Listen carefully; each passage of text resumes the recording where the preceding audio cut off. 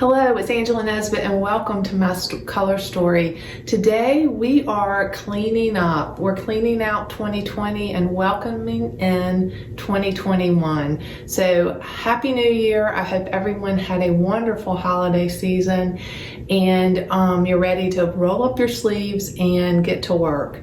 So today I'm going to share my top 10 tips. I did this a few days ago. I spent 2 days in my studio space and I literally just went, I'd do a task and I'd go and write down what I did. So this is kind of the thought process I went through. Before we get started though, I want to let you know that these tips are available in Angela's Color Story on Facebook, my free private Facebook group. So jump over there, you can grab these so you don't have to take notes. And the next thing is I'm announcing Splash of Color, which is a free color challenge. It will last for 5 weeks. It starts on January 13th and registration is open. So you can register for that at angelanesbittstudio.com/splash. Also, that was a lot of S's. Also on my website, angelanesbitt.com, you can, on the home page, there's a link to register there as well. So big announcement there. It's going to be a lot of fun. Get you back to the easel and just spend some time on your palette and really just exploring you, all about you. So that's going to be a lot of fun. But today we are cleaning and clearing out 2020. So I think many of us are ready to do that if you've not done it already. And this would apply to your studio, your kitchen, anywhere in your house. So, you know, take these tips and use them where they suit you the best. So the first thing is to start small. So don't overwhelm yourself with doing everything all at one time. So maybe just today start with a drawer or your paints or your canvases or just one area, because often we can kind of dive into and paralyze ourselves with overwhelm because the job is just too big. So start small. Then next we are going to purge. So let's do the obvious items first, like dried up paint tubes and paint brushes and things that, like, I found in my, not in my actual studio, but in another room off my studio, I found a old DVD player that I will never use again. So, you know, there's definitely probably some things sitting around that you no longer can use or need.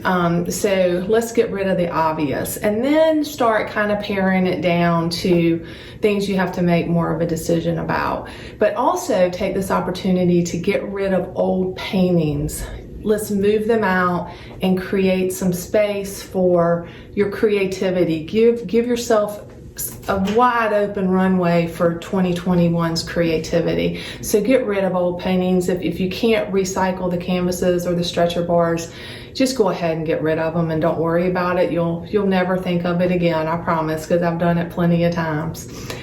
Next, we are going to donate anything that you come across that if you're like me, you might be a little bit of a supply hoarder. I can tend to overbuy things that I think look really cool at the time and then I never use them.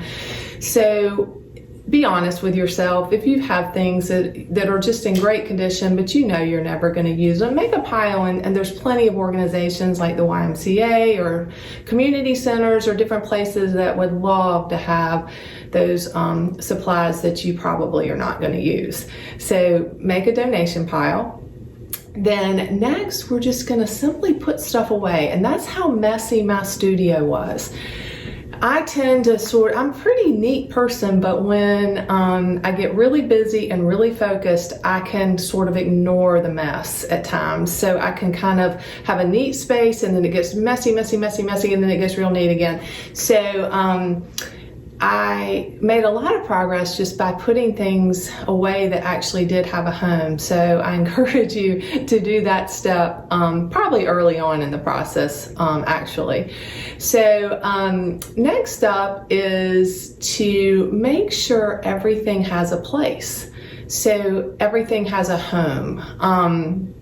If it doesn't, then, find one. So think about your brushes, your paints, your canvases, everything. Do they have a place that they live, on the regular? So if you missed my paint organization vlog, that was number 23, I believe, from November 2020, you can catch that. It was actually really good. I showed you some cabinets and different things that I use.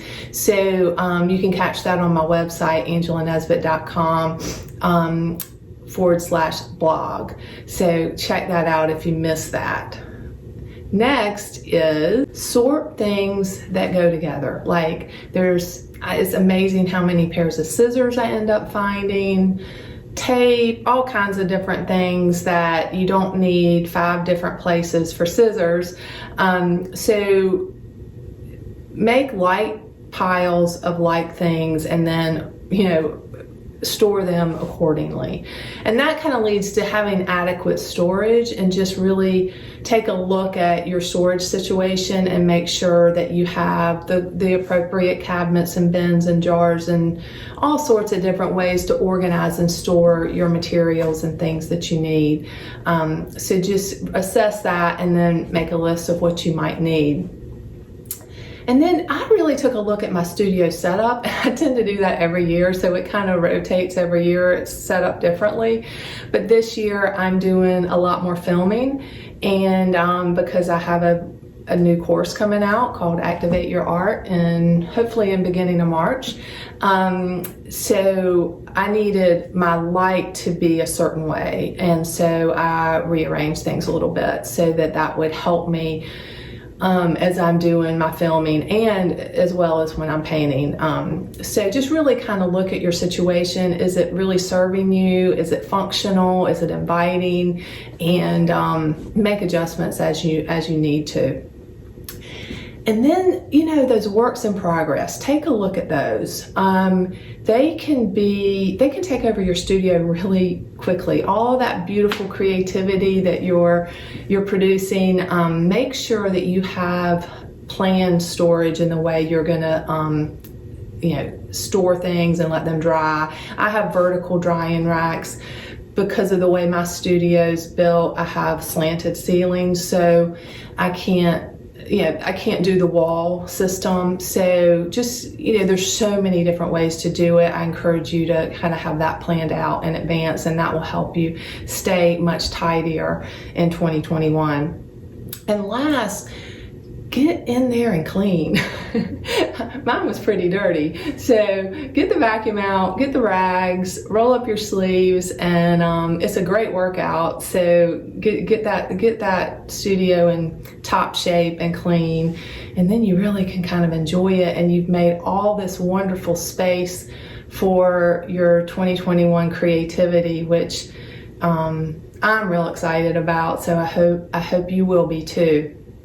So comment below. I'd love to hear, are you messy? Are you neat? Have you cleaned your studio yet for the year? How are you, what are some new things you're doing, or how did you reorganize, or, what's up in your studio? And post some pictures in Angela's Color Story too, before and after. That'd be great. I'd love to see them. I'd love for the community to talk and have some chats, and so join the conversation. So last, just get that studio clean. Reminder that these tips are over at Angela's Color Story on Facebook, so join me there.